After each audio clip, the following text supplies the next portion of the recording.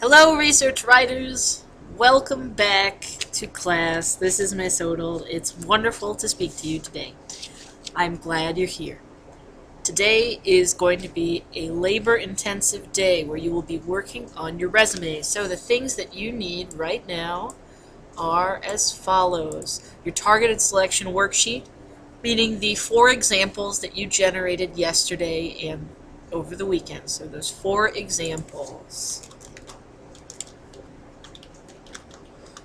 that you've created that are of high quality. If you want me to read through your examples, just raise your hand and let me know. The next thing that you need is the list of action verbs and your packet that also has information about resumes and cover letters. Once you have that out, please go to the What Goes on a Resume section in your packet and read through these categories. Think about which ones apply to you. The next step is to pause this video once you've read through those categories. Pause this video and grab a worksheet from Miss Odell. It will look like this. This is an example of a freshman from UCLA, Fletcher Bruin. This is his resume. What I'd like you to do is look through and see how Fletcher Bruin has really done an excellent job at creating a resume. But there are a couple things that the freshman could do to make it better.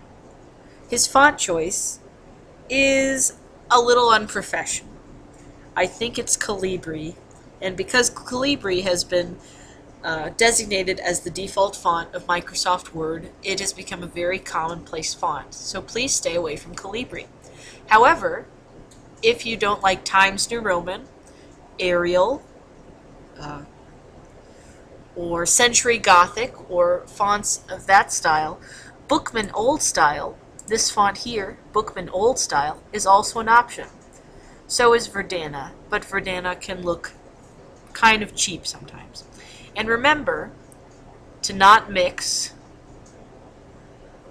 serif fonts, meaning those things with little T's on them, little extras, and sans serif fonts. Remember not to mix those two, but you can have up to 3 fonts on your resume. Most people stick with 1 or 2. Can't have any of those. Those look really bad.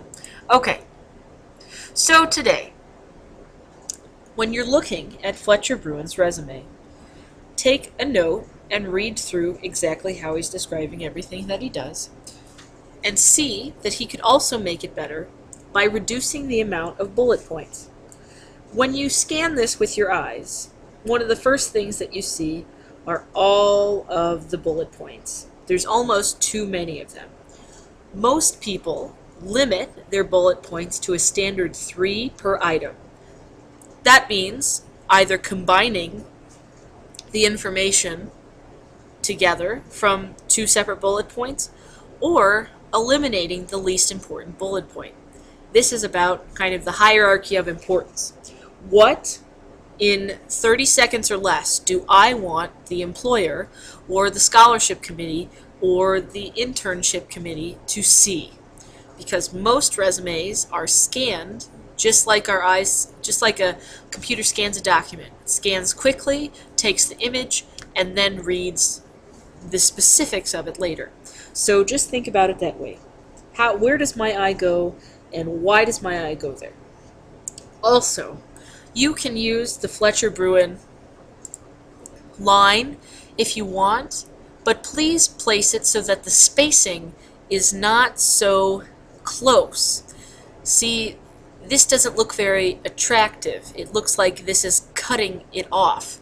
So if you would like to place a line, a thin line, you could insert with Microsoft Word, or you could add a line, but insert Microsoft Word, shape, and then a line, and color it how you will. But when it's inserted like this, and make sure that it's straight and level. This looks a little off.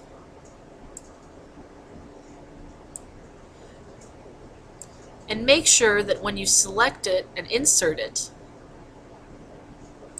that it gives a nice, even, clean white space that's even between this and this, or whatever it applies to on your document. So if you would like to insert a line, you may.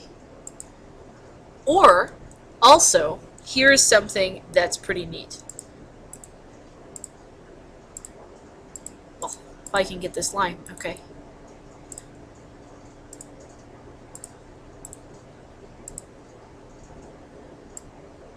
And if you don't like this type of design, you don't have to do this.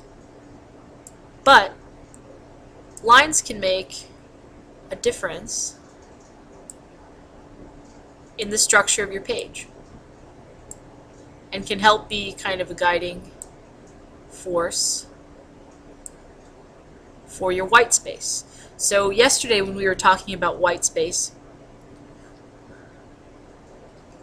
we discussed that white space can happen anywhere on the page as long as it's done evenly. Well, this line could be a dividing line where this part is white space and this part contains all of your information on your resume. Or the flip side. And you can create your boundaries wherever you need them to be. So if you want your name and your title and your address and phone number up here, that's fine. But then you can use this line as a guiding factor so that your white space is always here, and so your eyes would flow this way and down through your information. If you want to ask specific questions about white space or how to design things, please ask on an individual basis, because I can't explain these through tutorials or else you'd be bored out of your mind. But that's just kind of getting into the basics of what that would contain. Now, the final thing is be wary of the punctuation that you use in a resume. For example, Fletcher Bruin used these really weird colons. Colons typically aren't used in those section dividers, so make sure that you consider, there's Sally too. You don't want a picture in yours, believe me. Okay, that's for a different experience. This is for you right now. But make sure that you're very aware of the types of punctuation that you're using. Alright, also, this was a cool thing. On the bottom of the worksheet, you can determine your typing speed online. Why don't you try that? Doesn't sound like a bad thing. Wouldn't hurt to add it to your resume. So if you need some extra something to jazz up your resume, why don't you try that and do that? Alright. Final thing of the day is your resumes will be due at the end of the class period tomorrow. Okay? That means the edited, proofed resume will be due. So you've got to work your tail off today. Alright? If you have any questions, just come see me. I will be grading essays and answering individual questions about resumes. Do not feel afraid to come and approach or to flag me down if I'm on the other end of the G227 computer lab. Alright, good luck!